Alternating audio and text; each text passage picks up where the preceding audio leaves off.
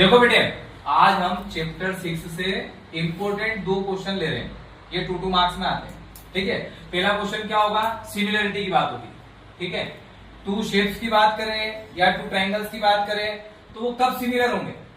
अब देखो, यहां पे हम बात किसकी कर रहे हैं? 2 ट्रायंगल्स की। तो 2 ट्रायंगल सिमिलर कब होंगे?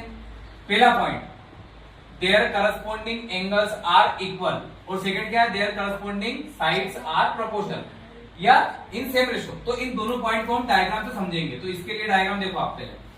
आप सपोज करो आपने 2 ट्रायंगल ले लिए।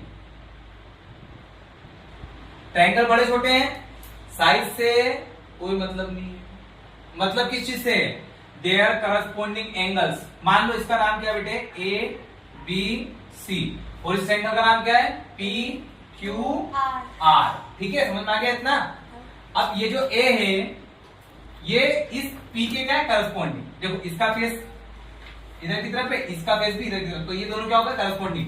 There corresponding angles are equal. ये वाला एंगल इस एंगल की, मतलब एंगल ए किसके इक्वल होना चाहिए? एंगल पी के। ठीक है, पहली बात। दूसरा, एंगल बी किसके इक्वल होना चाहिए? एंगल क्यू के। मतलब angle B is equal to angle Q. दूसरे ट्रायंगल के लिए, पहले ट्रायंगल और दूसरे ट्रायंगल दोनों की बातें हम करेंगे। सिमिलरिटी 2 में ही होती है या 3 में, मतलब सिमिलरिटी के लिए 2 से ज्यादा शेप चाहिए, है ना। अब एंगल सी किसके इक्वल होना चाहिए? एंगल आर के। तो angle C is equal to angle R. यदि ये बात हो जाती है, मान लो ये 60 डिग्री है, तो ये भी आपका कितना होना चाहिए? 60 डिग्री। ठीक है, ये मान लो 50 डिग्री है, तो ये भी कितना होना चाहिए? 50 डिग्री। तो अब ये कितने डिग्री होगा? यदि ये 60 है, ये 50 है, तो ये 70 डिग्री होगा। तो ये भी कितना हो जाएगा? 70 डिग्री। अच्छा, इसको 70 क्यों लिखा? क्योंकि ट्रायंगल के sum of all angles in a triangle equals to 180 degree. तो 180 हो जाएगा यदि 70 लिखेंगे तो। इसलिए पहली कंडीशन तो यही है कि there corresponding angles are equal. आगे बात समझ में? अब there second point, there corresponding sides are proportional. Proportional का मतलब क्या होता है? आप इस साइड के अपॉन, मतलब ए बी, ये साइड क्या है? ए बी, इसके अपॉन में क्या लिखोगे? P Q. तो A B upon P Q, ये बन गया रेशो।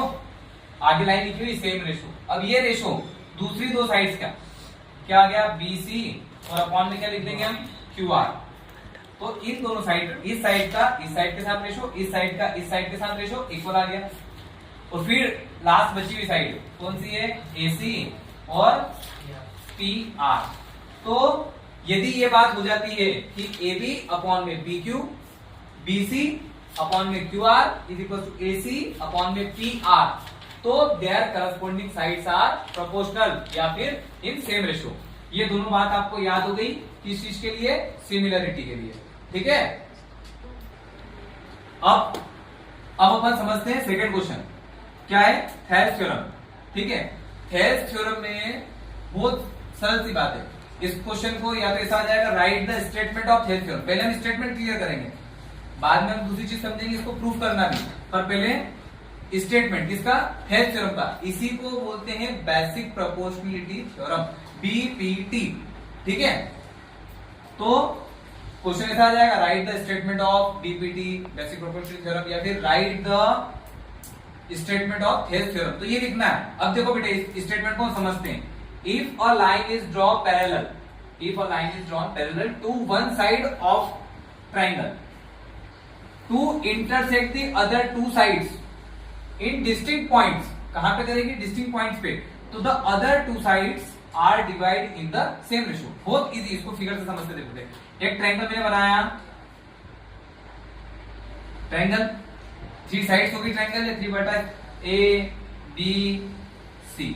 ठीक है, अब हम कह रहे हैं कि if a line draw parallel to the one side of a triangle. इतनी बात समझो पहले आप। If a line is draw parallel to one side of a triangle, मतलब हमने मान लो, सपोज कर लो कि एक लाइन हमारे पास ये बीसी है, इसके पैरेलल हमने एक साइड ड्रॉ करी। If a line drawn parallel to the one side of a triangle, अब इसको नाम देना पड़ेगा। ए बी सी है, इसको नाम दो डी और ई। If a line draw parallel to one side of a triangle, line draw करी पैरेलल, ठीक है, one side of a triangle. अब क्या होगा? टू इंटरसेक्ट ये देखो यहाँ पे क्या कर रही है, इंटरसेक्ट कर रही है। कट करना मतलब इंटरसेक्ट करना। इस लाइन को AB को D पे ये लाइन क्या कर रही है, कट कर रही है, और AC को भी क्या कर रही है, E पे इंटरसेक्ट कर रही है। तो क्या बोला, to intersect other two sides, ये दोनों अदर साइड थी, पैरेलल इसके हैं, और ये दोनों साइड्स क्या है, अदर साइड्स है। तो to intersect the other two sides in distinct point, ये जो पॉइंट ले रखे हमने, ये पॉइंट क्या होगा, डिस्टिंक्ट फिक्स पॉइंट होगा, डिस्टिंक्ट पॉइंट, ठीक है। तो डिस्टिंक्ट पॉइंट बोल दिया।